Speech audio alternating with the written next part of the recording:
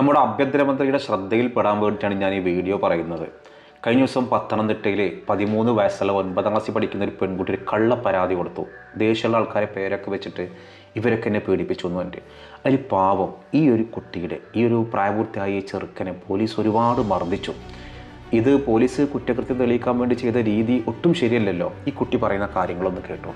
ഇവർ അന്ന് രാത്രി അതായത് 3-ാം തീയതി ഒരു 8 മണിയോടെ എന്നെ ഒന്ന് പിടിച്ചുകൊണ്ട് വീട്ടിൽ ഒന്ന് വിളിച്ചിറക്കി കൊണ്ടുപോയി. ഒരു ഐഡൻറ്റിഫിക്കേഷൻ ഉണ്ടെന്ന് പറഞ്ഞിട്ട് വിളിച്ചിറക്കി കൊണ്ടുപോയി.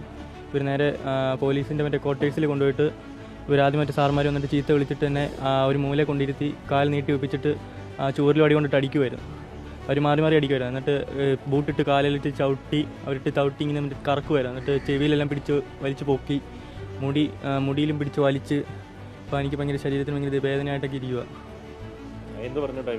അവർ പറയുന്നത് മറ്റേ എന്തോ പോക്സോ കേസിൻ്റെ കാര്യം പറഞ്ഞ് തന്നെ ഉപദ്രവിക്കുന്നത്. ആ കുട്ടിയും കൊണ്ട് നീ എവിടെ പോയേക്കുന്നത് അങ്ങനെയുള്ള കാര്യങ്ങൾ ചോദിച്ചിട്ടാണ് തല്ലിയത്. നമ്മൾ പറയാം എനിക്കറിയത്തില്ലെന്ന് തന്നെ പറയത്തുള്ളൂ. ഞാൻ എവിടെയും പോയിട്ടില്ല, അങ്ങോട്ട് കൊണ്ടുപോയിട്ടൊന്നുമില്ല, അത് തന്നെ പറയുന്നുള്ളൂ. പിന്നീട് അത് ചൂരിലുകൊണ്ട് കുറേ നേരം അടിച്ചു. അത് കഴിഞ്ഞിട്ട് ഇവർ അടി കഴിഞ്ഞിട്ട് പിന്നെ എന്നെ എണീപ്പിച്ചിരുത്തിട്ട് പിന്നെ ഓരോ കാര്യങ്ങൾ ചോദിക്കുമായിരുന്നു. ഫോണെല്ലാം നോക്കുമായിരുന്നു. ഇവർ അത് കഴിഞ്ഞിട്ട് എന്നെ കുറച്ച് നേരം അവിടെ നിർത്തിയിട്ട് പിന്നെ മെഡിക്കൽ എടുക്കാൻ കൊണ്ടുപോയി. അതായത് ഹോസ്പിറ്റലിൽ കൊണ്ടുപോയിട്ട് അത് കഴിഞ്ഞിട്ട് നേരെ സ്റ്റേഷനിൽ കൊണ്ടുവരുമായിരുന്നു. അത് കൂടല്ലേ. അത് പിറ്റേന്ന് ഒരു 6 മണി 6:30 ആയപ്പോൾ അവർ വീട് വരും. ഇന്നലെ വൈകിട്ട് 6:00. വീടും പറയുമ്പോൾ അപ്പം നിരപരാധിയാണെന്ന് അവർക്ക് മനസ്സിലായി. ഇപ്പം അതുകൊണ്ട് പിന്നെ അവർക്കത് മനസ്സിലായെന്നാണ് പറയുന്നത്. അവർ മാറി ആദ്യമായിട്ട് എനിക്ക് അവരെ അങ്ങനെ മനസ്സിലാകുന്നില്ല. കാരണം പേരും കാര്യങ്ങളൊന്നും അല്ലല്ല, ക്വാർട്ടേഴ്സിൽ വെച്ച്. അത് ഈ പോക്സോ കേസിൻ്റെ കാര്യം തന്നെ. അതായത് ഇന്നലെ മറ്റേ ന്യൂസിലൊക്കെ വന്ന ആ കാര്യം തന്നെ ചോദിച്ചിട്ട് അവർ തല്ലിയത്. നമ്മൾ പറഞ്ഞതിലും കാരണം എനിക്ക് അറിയത്തില്ലായിരുന്നു ഈ പേര് പറയുമ്പോൾ എനിക്കറിയത്തില്ല. അങ്ങനെ എനിക്ക് ഫോട്ടോ കാണിച്ചപ്പോൾ എനിക്ക് കാരണം മനസ്സിലായി. കാരണം ഞങ്ങൾ ആ സ്ഥലത്ത് ഞങ്ങൾ താമസിച്ചിട്ടുണ്ടെന്ന്. അപ്പം ഈ കുട്ടിയുടെ സിസ്റ്റർ എൻ്റെ കൂടെ പഠിച്ചിട്ടുണ്ട്, സ്കൂളിൽ പഠിച്ചിട്ടുണ്ട്. എനിക്കറിയാം കുട്ടിയുടെ അനിയത്തിയാണെന്നുള്ള ആ ഒരു ഇതേ ഉള്ളൂ. വേറെ അല്ലാതെ കാര്യം പറഞ്ഞിട്ടോ സംസാരിച്ചിട്ടോ ഒന്നുമില്ല. പോലീസാണെന്ന് അറിയത്തില്ല. സിവിൽ ഡ്രസ്സിൽ വന്ന് 2 പേര് വന്ന് ഒരാൾ ഇതിനകത്ത് കയറിയിട്ട് മകൻ്റെ ഫോൺ എന്തെങ്കിലും ചോദിച്ചു. കുത്തിയിട്ടേക്കുന്നതെന്ന് പറഞ്ഞു. 2 ഫോണുണ്ടല്ലോ എന്ന് പറഞ്ഞു. അപ്പോൾ ഞാൻ പറഞ്ഞു ഇല്ല, ഒറ്റ ഫോണേ ഉള്ളെന്ന് പറഞ്ഞു. അപ്പോൾ എനിക്ക് എന്തോ ഡൗട്ട് തോന്നി, ഇതാരാ ഇങ്ങനെ അറിയത്തില്ലല്ലോ. അപ്പോൾ ഞാൻ ചോദിച്ചു നിങ്ങൾ ആരാന്ന് ചോദിച്ചപ്പോൾ പറഞ്ഞു പോലീസിൽ നിന്നാന്ന് പറഞ്ഞു. ഞാൻ പറഞ്ഞു അതെന്തുവാ പോലീസുകാർ ഇവിടെ എന്തോ സാറേന്ന് ചോദിച്ചു. അത് മകൻ്റെ പേരിൽ ഒരു കംപ്ലയിൻറ്റ് കിട്ടിയിട്ടുണ്ടെന്ന് പറഞ്ഞു. ഞാൻ പറഞ്ഞു എന്ത് കംപ്ലയിൻറ്റ്? അപ്പോഴത്തേനും ഇവർ ഫോൺ എടുത്തുകൊണ്ട് അങ്ങ് മേളിൽ പോയി. അവിടെ ചെന്ന് അപ്പോൾ ഞങ്ങൾ ഇറങ്ങി നോക്കിയപ്പോൾ അവിടെ കാർ കിടക്കുന്നു. അവിടെ എൻ്റെ മകനും ഉണ്ട്, എൻ്റെ ഭർത്താവുണ്ട്, എൻ്റെ മൂത്ത മകനും ഉണ്ട്. പോലീസ് ജീപ്പിലല്ല അവർ ഇവിടേക്ക് വന്നത്, വീട്ടിലേക്ക് പോലീസ് വാഹനമാണ്. അപ്പം ഞങ്ങൾ ഓടി അവിടെ ചെന്നപ്പോഴത്തെ മോനെ പിടിച്ച് വെച്ചേക്കുക. മോനെ പിടിച്ച് ഇങ്ങനെ വെച്ചിട്ടുണ്ട്. ഞാനപ്പോൾ ചോദിച്ചു സാറേ എന്തോ കാര്യം? അത് കാര്യം പറയാൻ പറ്റത്തില്ല, അത് ഞങ്ങളിപ്പോൾ ഒന്നും പറയാൻ പറ്റത്തില്ലെന്ന് പറഞ്ഞു. ഞാൻ പറഞ്ഞു അല്ലല്ലോ, ഒരു വീട്ടിൽ കയറി വന്ന് മോനെ പിടിച്ചുകൊണ്ട് പോകുമ്പം മാതാപിതാക്കളാക്കെ ഞങ്ങൾക്ക് അവകാശമുണ്ട്, ഇതെന്തിനാ കൊണ്ടുപോകുന്നതെന്നുള്ളത് അറിയണ്ടേ. ഞങ്ങളെല്ലാം കരയുക. എൻ്റെ അമ്മ അപ്പം തന്നെ വിറയ്ക്കാൻ തുടങ്ങി. അമ്മയ്ക്ക് അറ്റാക്ക് വന്ന ഒരാളമ്മ. അപ്പോഴത്തേന് സാർമാർ പറയത്തില്ല എന്തിനാണെന്ന് പോലും. ഒരു പെറ്റി കേസ് പോലും എൻ്റെ കുഞ്ഞിൻ്റെ പേരിലില്ല. അപ്പോൾ പറയാതെ മൂത്ത മോനെയും കയറ്റി എൻ്റെ ഇളയ മോനെയും കയറ്റി വണ്ടി വിട്ടുപോയി. എന്നിട്ട് ഞങ്ങളോട് പറഞ്ഞു, ഞങ്ങൾ അന്നേരം ആവെന്ന് പറഞ്ഞു. ഒരു വാഗണർ കാറായിരുന്നു, പോലീസ് ജീപ്പല്ല അല്ലേ? കാറ്.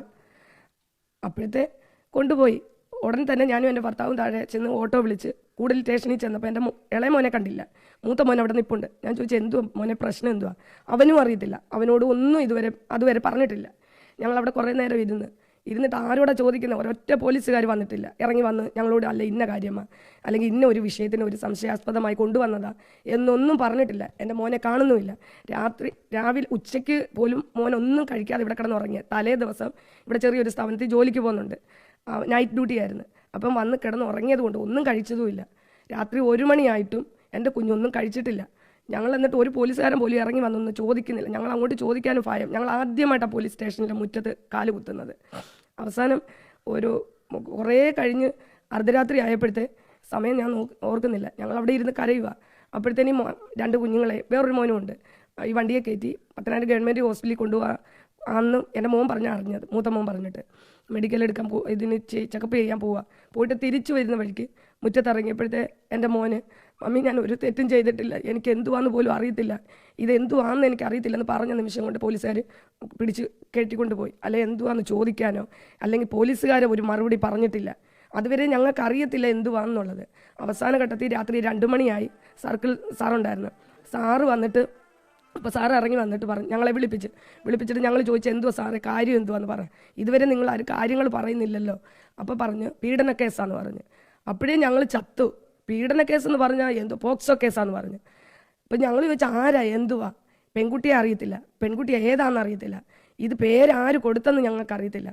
അപ്പോൾ പറഞ്ഞ് നിങ്ങളൊരു കാര്യം ചെയ്യ്, നാളെ ഉച്ച ഒരു 2 മണി 12:30 ആകുമ്പോൾ നിങ്ങൾക്ക് വരണം, വന്നിട്ട് ഞങ്ങൾ പരിശോധിച്ചുകൊണ്ടിരിക്കുക. അപ്പോഴത്തേന് നാനാ ഭാഗത്തു നിന്നും വണ്ടികളും പോലീസുകാരും സാറുമാരും എല്ലാം വന്ന് ഇതിനകത്ത് എന്തുവാ നടക്കുന്നതെന്ന് ഒരു പിടിയും നമുക്കില്ല. നമ്മളിപ്പുറത്ത് ആ വരാന്തയിൽ കസേരയിൽ ഇങ്ങനെ തന്നെ ഇരിക്കുകയാണ്. മോനെ ഒന്ന് കാണിക്കുന്നില്ല, എനിക്കെൻ്റെ മോനെ ഒന്ന് കണ്ടാൽ മതി, കാണിക്കുന്നില്ല. എന്നിട്ട് അത് കഴിഞ്ഞിട്ട് ഇങ്ങനെ കൊണ്ടുപോയി അങ്ങനെ ഒന്ന് കണ്ടതേ ഉള്ളൂ. അപ്പം ഞങ്ങൾ സർക്കിളിനോട് പറഞ്ഞു, എൻ്റെ കുഞ്ഞൊന്നും കഴിച്ചിട്ടില്ല, ഇതുവരെ ഒന്നും കഴിച്ചില്ലയോ എന്ന് ചോദിച്ചു. ഇല്ല, ഒന്നും കഴിച്ചിട്ടില്ല, രാത്രി 2 മണിയായി ആ സമയം. അപ്പോൾ പറഞ്ഞ് എന്നാൽ ഞങ്ങൾ പിന്നെ എൻ്റെ മോനാ പിന്നെ പോയി 10,000 നിന്ന് ഇവിടുന്ന് പോയി 10 രൂപ തണ്ട് മേടിച്ചു കൊടുത്ത്, കഴിച്ചോ ഇല്ലയെന്നൊന്നും ഞങ്ങൾക്ക് അറിയത്തില്ല. 2:30 വരെ അവിടെ ഇരുന്നിട്ട് രാത്രി വീട്ടിൽ വന്ന് നേരം വിളിപ്പിച്ച് പിറ്റേന്ന് രാവിലെ പോയി. സമാധാനമില്ല. എൻ്റെ കുഞ്ഞവിടെ എന്ത് ചെയ്യുന്നു, പോക്സോ എന്ന് പറഞ്ഞ് കേട്ടിട്ടുള്ളതേ ഉള്ളൂ. ആ സാറും പറഞ്ഞു 20 വർഷത്തെ തടവൊക്കെ ആന്നൊക്കെ പറഞ്ഞു. പിറ്റേന്ന് ചെന്നിട്ടും കുഞ്ഞിനെ കാണിച്ചിട്ടില്ല. അവർ ചാനലിൽ പറയുന്ന കേട്ടു, മാതാപിതാക്കളുടെ സാന്നിധ്യത്തിലാണ് കുഞ്ഞിനെ ചോദ്യം ചെയ്തതെന്ന്. ഒരിക്കലുമല്ല, ഞങ്ങളുടെ സാന്നിധ്യത്തിലല്ല മോനെ ചോദ്യം ചെയ്തതും. ഞങ്ങൾ വെളിയിലിരിക്കുമായിരുന്നു, എൻ്റെ മോനെ കണ്ടിട്ട് പോലും ഇല്ല ഞങ്ങൾ. പിറ്റേന്ന് ഇതെല്ലാം വരുന്നു, ആൾക്കാർ വരുന്നു പോകുന്നു, ഇത് മാത്രമേ ഞങ്ങൾക്ക് കാണാൻ പറ്റത്തുള്ളൂ. അത് കഴിഞ്ഞിട്ട് വരാറായപ്പോഴാണ് ഞങ്ങളെ വിളിപ്പിച്ച സാറ്. മകൻ ഹൃദയ ശസ്ത്രക്രിയ കഴിഞ്ഞ ആളാണെന്ന് പോലീസിനെ അമ്മ അറിയിച്ചോ? ഇവിടെ വെച്ചേ അറിയിച്ചു. കൊണ്ടുപോകുമ്പോഴേ പറഞ്ഞു, സാറേ ഉപദ്രവിക്കരുത്. കാരണം നമ്മളിപ്പോൾ നമ്മൾ കണ്ടുവരുന്നത് പിടിക്കുമ്പോൾ അവർ സത്യമാണോ പിന്നെ കള്ളമാണോ എന്ന് അറിയാതെ അടിക്കും. നല്ല പീഡനം കൊടുക്കുന്നുണ്ട്. നമ്മൾ കാണുന്ന മാധ്യമങ്ങൾ വഴിയായിട്ട് കാണുന്നത് പോലീസുകാരുടെ പീഡനങ്ങൾ. അപ്പം ഞങ്ങൾ അന്നേരം പറഞ്ഞു, ഈ മോനും കൂടെ ചെന്നല്ലോ, അപ്പോൾ മോനും പറയുന്നുണ്ട് ശസ്ത്രക്രിയ കഴിഞ്ഞിട്ട് വിശ്രമവേളയാണ്, ഇപ്പോഴും മെഡിസിനൊക്കെ എടുത്തുകൊണ്ടിരിക്കുന്ന മോനാ, സാറേ ഒന്നും ചെയ്യല്ലേ. ഇല്ല, ഞങ്ങൾ ഒന്നും ചെയ്യത്തില്ലെന്ന് പറഞ്ഞാൽ കൊണ്ടുപോകുന്നത്. ആ ഒരു വിശ്വാസത്തിലാണ് ഞങ്ങൾ ഇരുന്നത്. പിറ്റേന്ന് ഇത് വിട്ടയക്കുമ്പോൾ പോലും കേസൊന്നുമില്ല, കേസ് കള്ളവാണെന്ന് തെളിഞ്ഞ്, അതുകൊണ്ട് നിങ്ങളുടെ മകനെ കൊണ്ടുപോകാം, FIR ഇവിടെ തയ്യാറാക്കിയിട്ടുണ്ടായിരുന്നു, കൊണ്ടുപോകാമെന്ന് പറഞ്ഞു. പിന്നീട് എപ്പോഴാണ് മകൻ ഇങ്ങനെ തനിക്ക് മർദ്ദനമേറ്റു എന്ന് അമ്മയുടെ അടുത്ത് എപ്പോഴാണ് പറഞ്ഞത്? എന്നിട്ട് ഞങ്ങൾ സന്തോഷിച്ച് എൻ്റെ മോനെ വെറുതെ വിട്ടല്ലോ എന്ന് വിചാരിച്ച് ഞങ്ങൾ ഇവിടെ വന്ന് ഞാൻ മോനെ കെട്ടിപ്പിടിക്കാൻ ചെന്നു. എൻ്റെ പൊന്നുമോനെ ഇന്നലെ എന്തുവായിരുന്നടാന്ന് പറഞ്ഞ് ഇങ്ങനെ കെട്ടിപ്പിടിച്ച് ചെന്നപ്പോൾ എന്നോട് പറഞ്ഞു, എൻ്റെ മേത്ത് തൊടരുതേ എന്ന് പറഞ്ഞു, എൻ്റെ ശരീരത്തിൽ തൊടല്ലേ മമ്മി എന്ന് പറഞ്ഞു. ഞാൻ പറഞ്ഞു, എന്താ കാര്യം, എന്തുവാ മോനെ, എന്നെ ഒത്തിരി അടിച്ചെന്ന് പറഞ്ഞു. അപ്പോൾ അത്രയും രാത്രിയായി. പിന്നെ ഞങ്ങൾക്കൊന്നും ചെയ്യാൻ പറ്റത്തില്ല.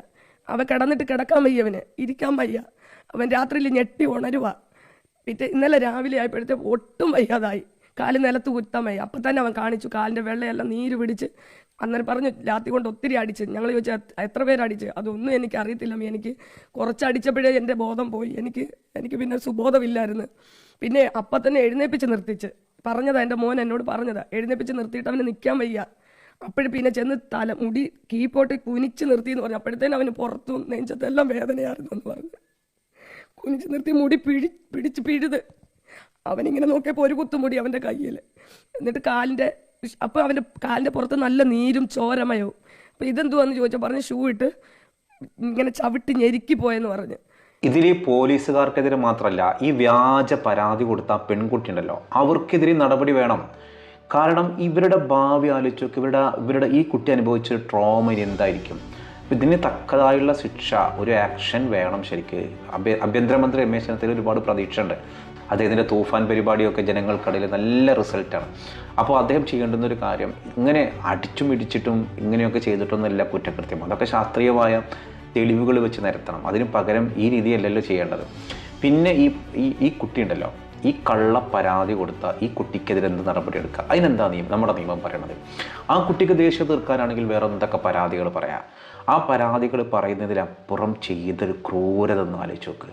ഒരു മനുഷ്യന് നിരക്കുന്നതാണ്. ഇതിപ്പോൾ ഒരു പെണ്ണായതുകൊണ്ടല്ലേ. ഒരു ആൺകുട്ടിയാണ് സ്ത്രീകൾക്കെതിരെ, ഒരു പെൺകുട്ടിക്കെതിരെ പരാതി കൊടുത്തിരുന്നെങ്കിൽ ഇപ്പം എന്തൊക്കെ പുകിലുകളുണ്ടാവും. പെൺകുട്ടികൾക്ക് എന്തും ചെയ്യാമെന്നൊരു ധാരണ ഉണ്ട്. സ്ത്രീകൾക്ക് എന്തും ചെയ്യാം, അത് പുരുഷന്മാർ സഹിക്കണം. ഇങ്ങനെ കുറ്റകൃത്യം ഉണ്ട് എന്നുണ്ടെങ്കിൽ പല പോക്സോ കേസും ഇങ്ങനെയൊക്കെ തന്നെ ആവും. പലതും വ്യാജമായിരിക്കാം. എന്തായാലും ഈ കുഞ്ഞിന് ഈ യുവാവിന് നീതി കിട്ടട്ടെ നമുക്ക് പ്രാർത്ഥിക്കാം.